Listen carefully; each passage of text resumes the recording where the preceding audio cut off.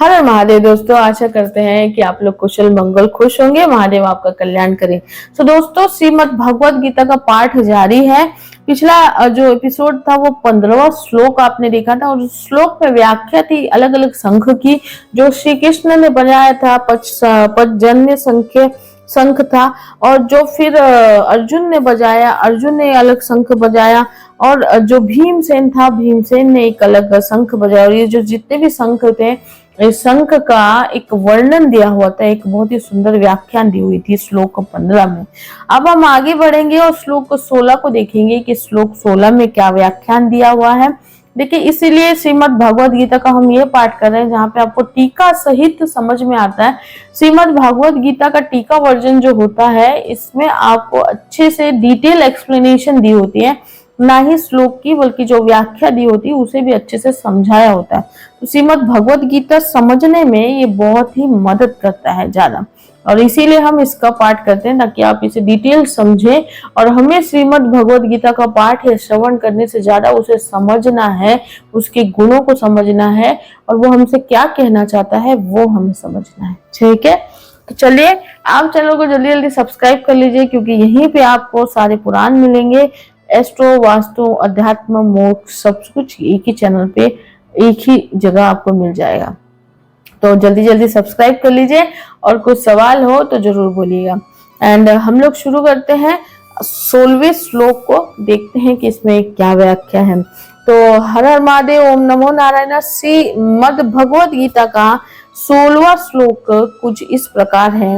अनंत विजय राजा कुंती पुत्रो युधिष्ठिर नकुल सहदेवशः सुघोषमणि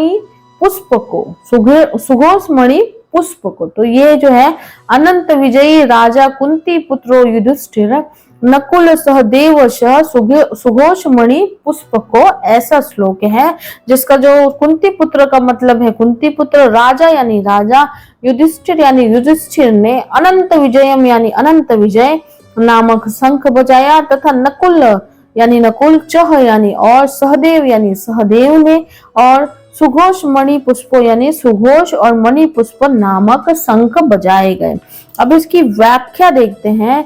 अनंत विजयी राजा सुघोष मणि पुष्प को यानी अर्जुन, भीम और युधिष्ठिर ये तीनों कुंती के पुत्र थे, तथा नकुल और सहदेव ये दोनों मांत्री के पुत्र हैं। ये विभाग दिखाने के लिए ही यहाँ युधिष्ठिर के लिए कुंती पुत्र विशेषण दिया गया है। युधिष्ठिर को राजा कहने का तात्पर्य है कि युधिष्ठिर जी वनवास के पहले अपने आधे राज्य इंद्रप्रस्थ के राजा थे, और नियम के अनुसार 12 वर्ष वनवास और 1 वर्ष अज्ञातवास के बाद वे राजा होने चाहिए थे। राजा विशेष कर देकर संजय ये भी संकेत करना चाहते हैं कि आगे चलकर धर्मराज युधिष्ठिर ही संपूर्ण पृथ्वी मंडल के राजा होंगे। इसके नीचे एक सुंदर लाइन है, सर्वा जन पदाचित तत्व विद्यमादाय केवलम मदे धनस्य तिष्ठामि तेनाहुमा धनंजयम।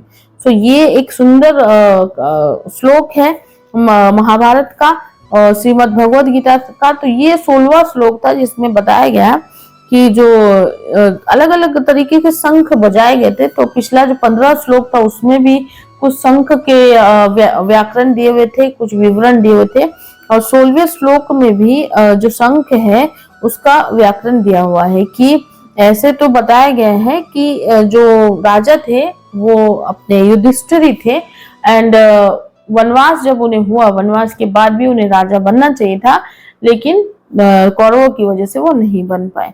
तो ये कुछ सुंदर श्लोक दिया हुआ है 16वें श्लोक में। ज्यादा कुछ नहीं था इसमें, इतना ही था। अब हम 17वें श्लोक में देखेंगे अगले एपिसोड में।